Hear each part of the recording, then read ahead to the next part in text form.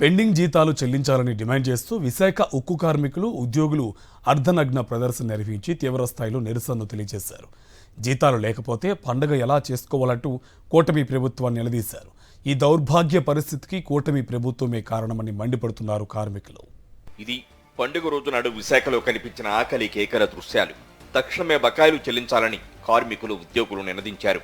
రక్తాన్ని చెమటగా మార్చి పనిచేస్తున్న కార్మికులు, ఉద్యోగులకు కూటమి ప్రభుత్వం వెన్నుపోటు పొడిచిందని వారు ఆగ్రహించారు.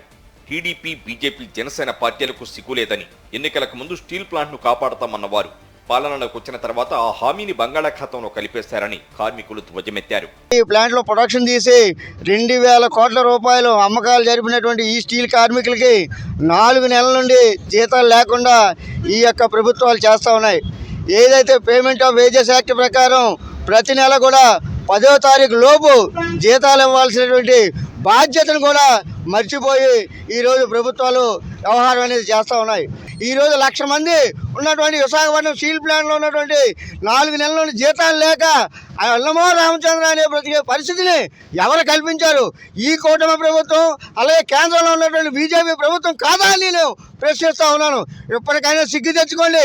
మీ యొక్క ఛానల్స్ ద్వారా ఏదో ప్రచారాలు చేసుకోవడం కాదు, నిజంగా ప్రజలు సంతోషంగా గడుపుతున్నారా లేదా అనేది మీరు చూడండి. అర్ధాకలతో పస్తులు పెట్టి ఈరోజు మీరు పాపం గడుపుకుంటూ ఉన్నారు.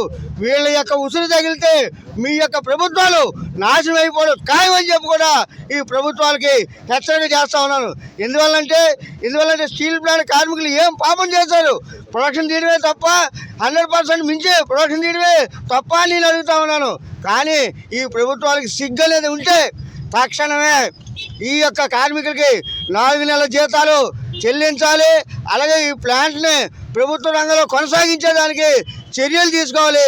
విశాఖ ఉక్కు కర్మాగార కార్మికులను సాగనంపేందుకు ఉక్కు కర్మాగార యాజమాన్యం కుట్రకు తెరతీసింది. విఆర్ఎస్ పథకం అమలుకు నోటిఫికేషన్ ఇచ్చింది. ఆ నోటిఫికేషన్లో 45 ఏళ్ల వయసు, 15 ఏళ్ల సర్వీసు పూర్తయిన వారు విఆర్ఎస్ దరఖాస్తు చేసుకోవాలని వెల్లడించింది. తద్వారా 2025 మార్చిలోపు 1000 మందిని బయటకు పంపేందుకు యాజమాన్యం సిద్ధమైంది.